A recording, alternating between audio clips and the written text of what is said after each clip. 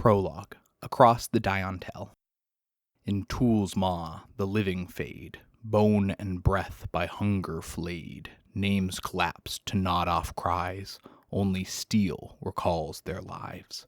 Fragment of Rise of the First Bane, attributed to Calum Vindicare. Morning mist clung to the Diontel like wet wool, muting the river's rush and the nearby clang of bridles. From a low rise, Astalia caught sight of 3 hulking silhouettes on nightmare mounts, their hunched backs swaying with a jerky roll of horse stock.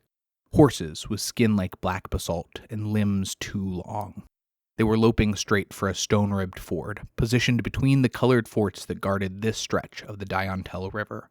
Even at this distance, she knew the threat. Only Tool rode beasts that way. Only Tool rode horse stock. She raised a clenched fist, a silent command for them to halt. Leather creaked as 3 horses snorted and stamped to an uneasy stop beside her. Rialdon, her pupil and acting scout captain, dropped to the mud with a wet squelch. He shook out a rain-stained field map, its edges frayed from a dozen patrols, and drove a gloved finger into the parchment. "Here, the ford garrison," he said, tapping hard enough to tear the parchment. 3 Tool on horse stock will smash it before any relief can ride. But only 3 of the Tool. We could take them. Astalia heard the tremor beneath his steadiness. Raudon's father had fallen in a minor Tool incursion years prior, or so Imperial records claimed. Raudon had no memory of his father, not once the Tool consumed the man. Tool ate more than flesh. No one related to their victims could forget that unique pain. Alvain, the keel archer of their trio, slid from her mare. Fogwood bow already strung. Its pale timber could shear bone at 40 paces. Astalia hoped it wouldn't come to that. "Give me the ridge, and I'll hamstring those mounts before they know we're here." She tried for calm, yet the knock clicked against the string, betraying a tremor in her fingers. Telvar stood tall and taciturn as he rested a steady hand on the living, emerald grass blade across his back, its edge pulsing faint chlorophyll green and giving off a scent like crushed spring weeds. A small charm of braided bison fur dangled from the hilt, a gift from the younger brother he'd left among the Zarenkon herds. "I will bring him home to that boy," Astalia promised in silence. Astalia swung down last. A new gust rolled in, forcing her nose to twitch with the fetid sweetness of rot steeped in cloves and iron. She tapped her tongue against the glass capsule tucked behind a molar. One bite would thrust her into the crest's cold limbo, then hours of numb darkness she'd endured before. Yet, for her 3 charges, it wouldn't be that simple. For them, Toolbane represented true death, the last firewall against a Tool feast.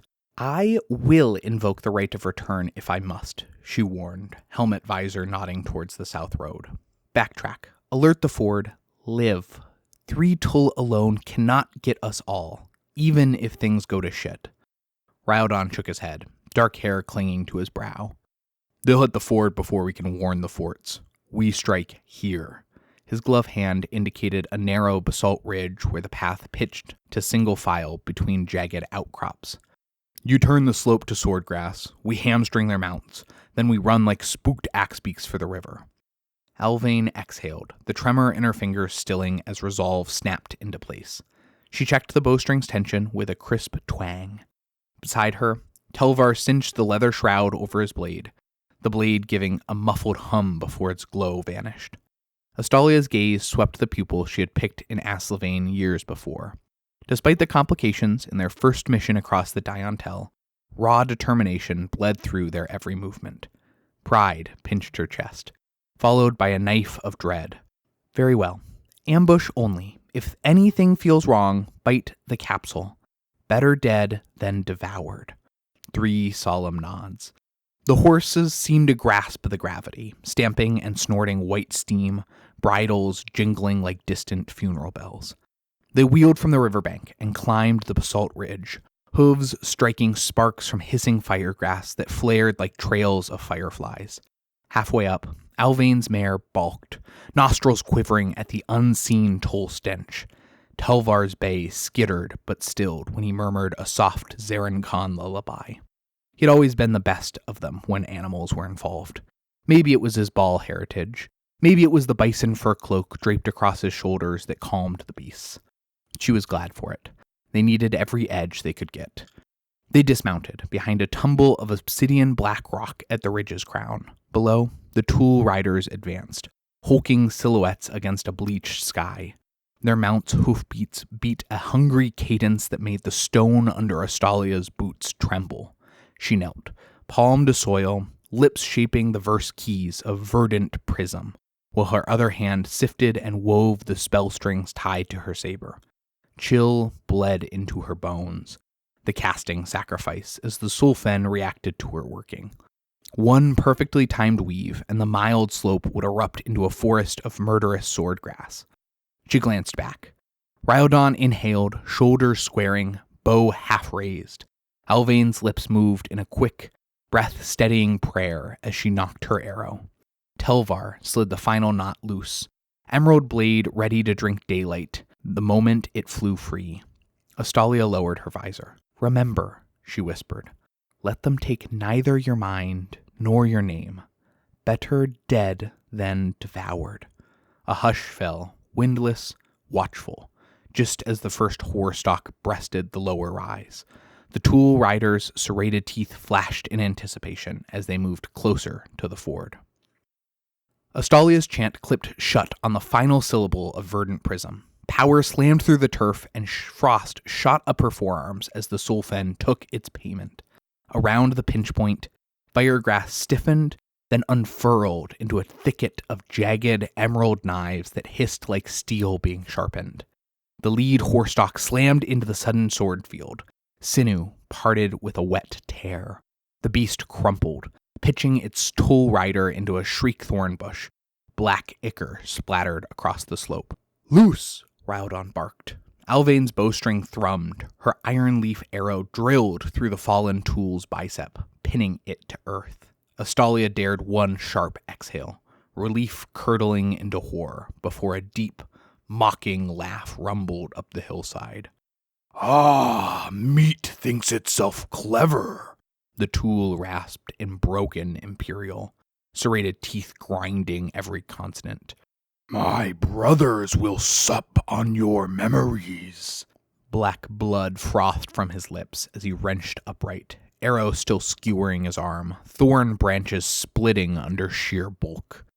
Twin warhorns blared from the eastern and western ridges, deep, triumphant calls that turned marrow to ice. The thunder of hooves answered, each impact drumming the ridge until pebbles pattered down slope. Only after the noise settled into the bones did shape follow sound. More tool riders atop nightmare mounts, and beneath those pounding hooves, a tide of hairless rats the size of dogs, claws staccato clicking on stone, and eyes gleaming lantern bright.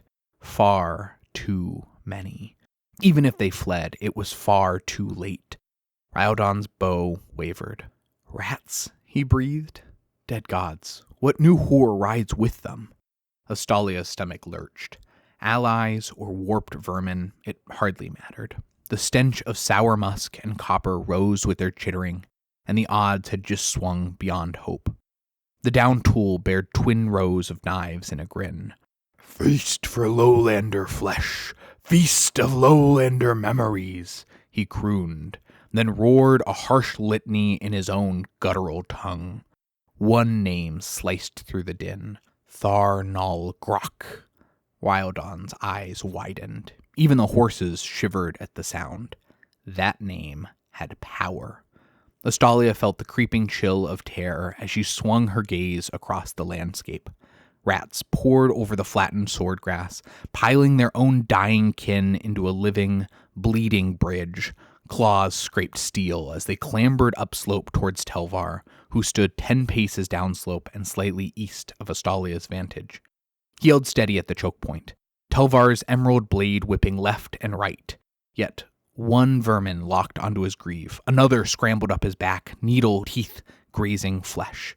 Behind them, tool riders began crossing the gore-slick bridge of rat corpses. The tool's arrival heralded more of the rat's chittering and human-sounding scream as the Hoarstock charged forward.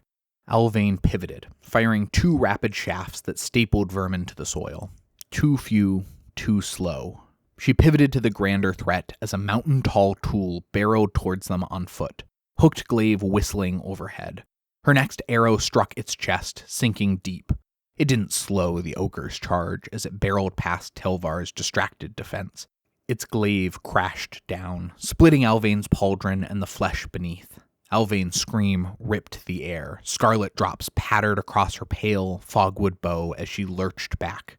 Astalia charged downhill, saber raised, but the crush of tool and vermin slammed shut around her like a closing iron gate. A dog-sized rat scrambled up Ryldon's back, claws seeking a seam in his cuirass, while another mounted tool thundered in from the right, swinging an iron net studded with obsidian teeth.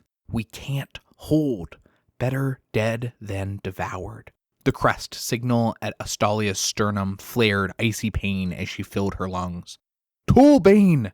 Her shout rang like struck bronze across the slope. Alvain, arms slick with blood, obeyed. She bit down, glass shattered, red venom frothed between her teeth. She slid behind a basalt shard, eyes clouding as life fled. The rats shrieked, circling but refusing the toolbane-tainted corpse. Dead.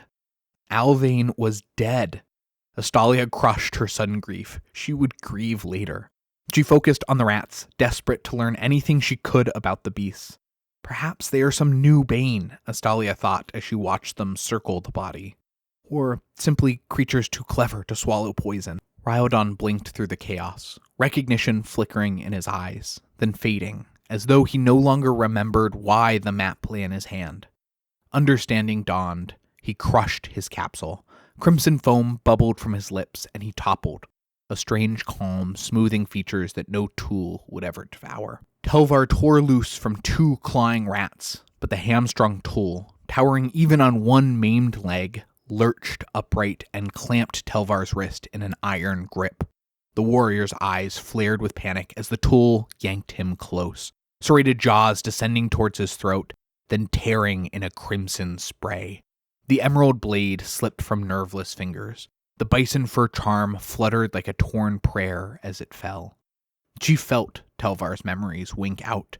His first shaky sword drill, the smoky laughter by the campfire, the scent of bison fur in his brother's hug, each gutted by the tool's greedy gulps of blood.